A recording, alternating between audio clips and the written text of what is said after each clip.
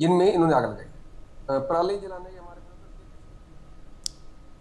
In other news, there is no quote-unquote imminent threat to the public from the network of criminals operating in Canada for the government of India, as per a top official of the RCMP.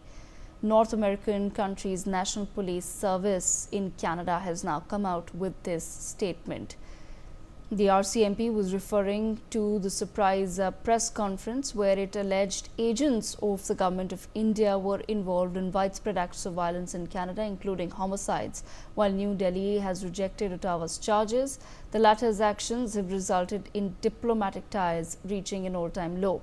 Meanwhile, the RCMP Assistant Commissioner described the agency's approach in going public with the allegations as proactive. However, after making extremely serious allegations and charges against India of conducting extortions, homicides, murders and extrajudicial killings on Canadian soil, the RCMP today, after creating panic amongst its own citizens, has come out and said that there is no real threat to the people of Canada by the alleged activities of Indian agents. My colleague Brian Thomas with us on the broadcast. Brian, take our viewers through the details. The RCMP now claims that there is no real threat. Well, Devika, definitely now the diplomatic standoff between both India and Canada has deepened following this very press conference also that was held by Royal Canadian Mounted Police, in which Assistant Commissioner Brigade Govin also accused agents of the Indian government of involvement in widespread acts of violence in Canada. Now, the accusations also include the fatal shooting of pro-Khalistani leader Hardeep Singh Nijjar that happened last year in June. And even Canada under Justin Trudeau has even publicly accused India of orchestrating the killing. Now, Govin also describes the RCMC's, decision to go public as part of a proactive strategy, stating that the agency had been working on this approach for some time now. Now, he also goes on to say that efforts had also been made to share evidence with Indian authorities and even facilitate discussions, but those efforts reportedly failed. Govin also, criticized Indian media outlets also for allegedly presenting false reports and prompting the RCMP to hold the press conference to correct the record. Now, this very tension between the two countries had even significantly strained diplomatic ties, with Ottawa now yet to provide any New Delhi also with concrete evidence to support these very allegations that have been going on. Devika. All right, Brian, thank you so much for joining us on the broadcast. I believe Colonel J.S. Sodhi with us as well.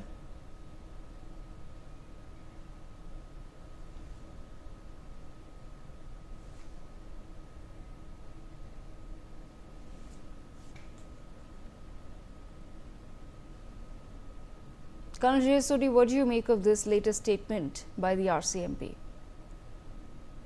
Devika, it's my honor to be on a stream channel where the RCMP has been repeatedly and regularly putting false allegations of India, and the government of India has been saying right from day one that whatever evidences Canada has, it should give it to the government of India so that the action as per the laws of the land is taken. But till date, Canada has only put false allegations of India, not an iota of evidence has been given.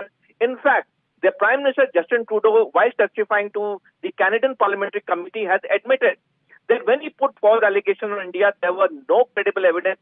It was just intelligence inputs. Well, a person of Justin Trudeau's stature who has held public office for long at various capacities and capabilities should understand that only evidences stand in a court of law and not intelligence inputs. So the fact remains that the RCMP is acting on the behest of Trudeau to put false allegations on India, because the aim of Justin Trudeau is to win the next year's elections, and he knows that his approval or popularity ratings are at its lowest ebb as on date. All right, Colonel Sodhi, thank you so much for joining us on the broadcast. We leave it there. Meanwhile, viewers, a play Lekha Ki Khoj Mein Kirdar was organized